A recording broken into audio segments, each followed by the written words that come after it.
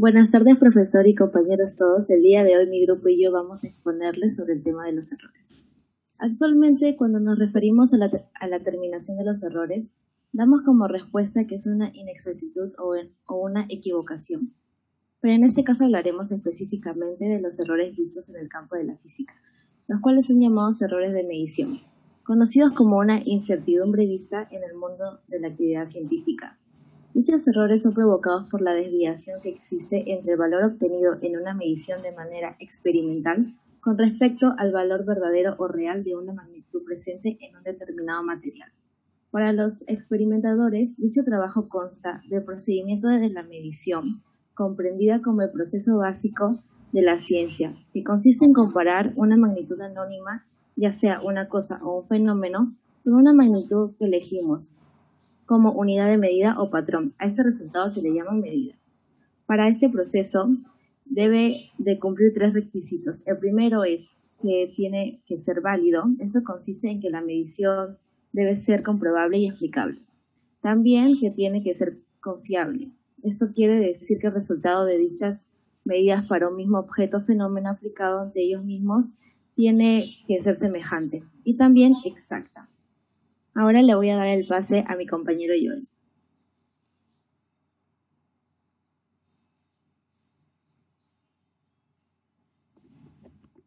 Bueno, para continuar por lo dicho por mi compañera Alexandra, voy a decir que en pocas palabras la determinación del resultado de una medición significa que siempre que se haga una medición, el error siempre va a existir.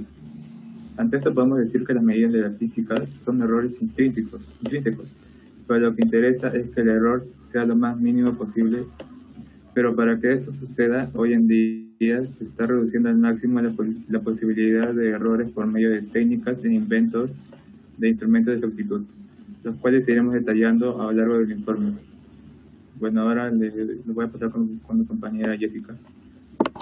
Ya. Para detallar hablaremos sobre la exactitud y precisión. Podemos definir a la exactitud como la capacidad del instrumento para obtener un resultado de proximidad y a la precisión como la capacidad que se tiene al medir. Un ejemplo claro de esto es el juego llamado tiro al blanco. Podemos decir que es exacto y preciso, exacto porque está próximo al blanco y preciso porque hay una diferencia mínima entre los lanzamientos. Se puede decir que es preciso, más no exacto porque no se lanzó al blanco, pero sí es precisa porque hay una zona constante. Ni exacto ni preciso. Ni exacto porque no se acercó al blanco y ni preciso porque no se tiene lanzamiento, porque se tiene unos lanzamientos aleatorios alrededor del juego. Errores. Los errores se definen como la diferencia entre el valor de la magnitud y el valor que se obtiene en la medida. El origen de estas pueden ser de diversas causas. Clasificación. La directa se obtiene del valor medido de una medida mediante el uso de un instrumento. La indirecta se calcula el valor de la medida mediante el uso de fórmulas. Tipos de errores. Error sistemático. Error sistemático. Son constantes y son causadas por la aplicación de fórmulas incorrectas o inadecuadas. Los principales son por error por calibración, error de paralelaje, error de cero y, por último, error en la elección del método. Tenemos error aleatorio. Ocurren cuando se hacen repeticiones de la medida en las mismas condiciones, pero con distintos resultados. Las causas son incontrolables como, por ejemplo, el cambio de temperatura, vibraciones en el piso, etc. Errores ilegítimos. Ocurren pero no son casuales y tenemos dentro como errores personales, errores de cálculo y errores caóticos. Un ejemplo de esto es una conexión equivocada de un cable. A continuación le daré paso a mi compañera Damaris Prado. Continuando con la exposición, hablaré acerca de la estimación de errores, que sería la clasificación de errores por su fórmula matemática. Iniciando por el error absoluto, que es la diferencia entre el valor de la medida y el valor que se toma como exacto. Se denota por la fórmula que sería el valor real menos el valor aproximado. Por consiguiente, el error relativo se define como el cociente entre el error absoluto y el valor tomado como exacto sobre el valor aproximado. o en otros términos sería el error absoluto sobre el valor aproximado. Por consiguiente, el error porcentual que se obtiene multiplicando el error relativo por 100, o en otros términos, el error absoluto sobre el valor aproximado por 100. Continuando con el porcentaje de exactitud, que sería simplemente la resta del número 100 menos el error porcentual. Finalmente, el error de precisión depende casi por completo de la resolución del aparato de medición y se emplea como indicativo de qué tan cercanas están las mediciones entre sí. Y bueno, su fórmula sería el promedio de mediciones menos la medición más alejada del promedio. Si adicional a esto se quiere sacar el porcentaje de precisión, simplemente se tiene que restar 100 menos el error de precisión. Gracias, a continuación les pasaré con mi compañero.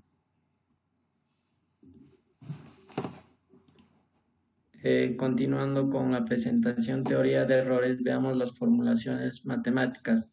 Dentro de esto veremos los fundamentos de estadística para el análisis de errores. Veamos las medidas de tendencia central. Generalmente corresponden a medidas que se encuentran en la parte central de un conjunto de datos.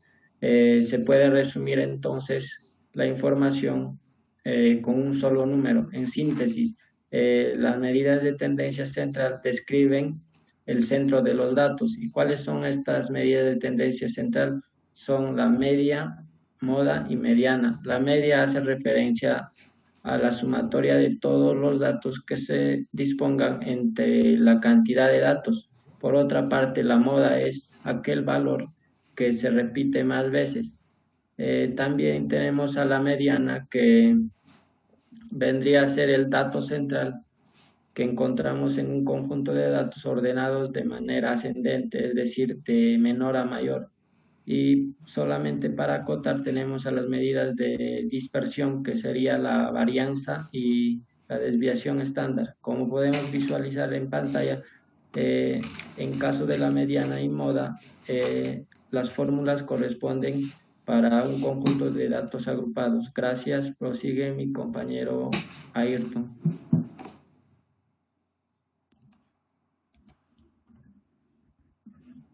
A continuación, yo les hablaré sobre las aplicaciones. Para tener en cuenta los errores en una medición, es necesario hacerla un número considerable de veces y con instrumentos diferentes. Esto para ver las variaciones que pueden ocurrir por errores accidentales de manejo, errores por la calibración de los instrumentos o por la precisión que tiene cada instrumento. Por ejemplo, un termómetro eléctrico no tiene la misma precisión que uno de mercurio. Y si el colocar el termómetro de manera inadecuada en el área que se quiere medir puede causar variaciones indeseadas.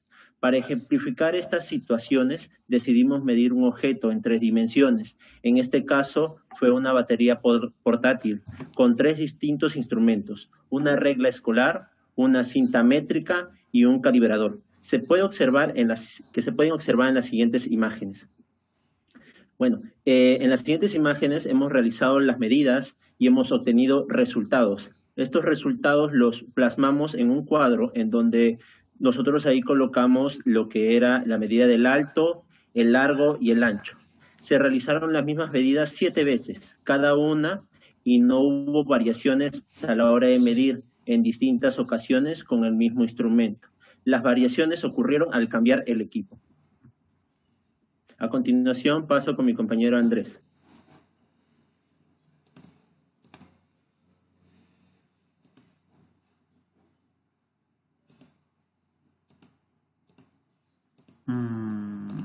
Buenas noches.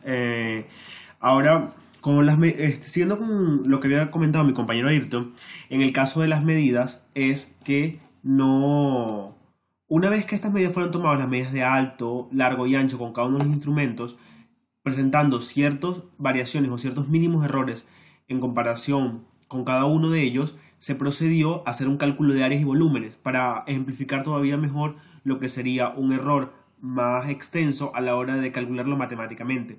Por ejemplo, como vemos, en el caso del área, el regla escolar, el calibrador y la cinta métrica varían considerablemente entre estos. Por ejemplo, se puede ver que la variación entre la regla escolar y el calibrador es de un poco más de 23 puntos, y entre el calibrador y la cinta métrica es algo de 36 milímetros. Entonces sí existe una variación entre lo que corresponde al área y los volúmenes.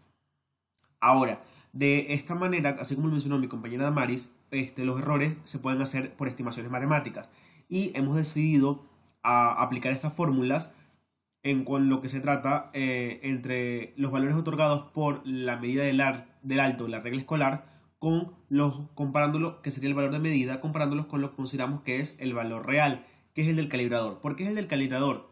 Porque las medidas tomadas con el calibrador fueron exactamente iguales a las medidas que indica la caja en donde están descritas las características del producto. Por lo tanto, primero hicimos el error absoluto, que fue la diferencia entre el valor real, que es 71.2, menos el valor tomado por la regla, que fue 71, y nos dio una variación en medida que fue 0.2 milímetros. Ahora calculamos el error relativo al dividir esta cantidad entre 71, que fue el valor medido por la regla. Luego tenemos el error porcentual, que nos ejemplifica o nos da una visión más clara de lo que es el margen de error. El margen de error del instrumento de la regla en comparación a las medidas reales del producto es de 0.282%, o sea, un margen mínimo, pero es necesario tenerlo en cuenta por si se quiere hacer cálculos muy precisos. Y por último está el porcentaje de exactitud, que lo calculamos a ver qué tan efectiva es la regla escolar, y demostró que tiene un 99.7% de efectividad, o de una medición positiva.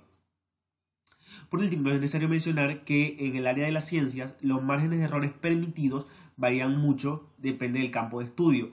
En los campos matemáticos de matemática pura son muy bajos, entre el 0.5 y el 0%, pero en caso de ciencias biológicas o ciencias naturales como la química, el margen de error es mucho más grande, yendo desde un 3% hasta un 0%.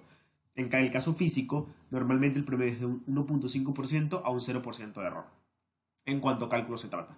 Ahora le cedo a mi compañera Flor para proceder con las conclusiones. Bueno, para finalizar, mi grupo y yo llegamos a la conclusión de que los errores son parte de la medición y están presentes en casi cualquier experimento que requiera dicha acción. Lo fundamental es reducir el margen de error para tener la mayor exactitud posible. Los promedios son base fundamental de tener una medida final óptima, ya que nos da un estimado con respecto al número de veces que se ha medido.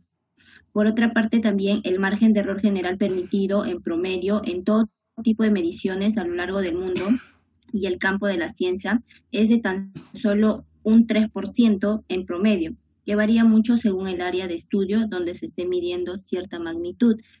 Bueno, doy por concluido la exposición. Muchas gracias por su atención.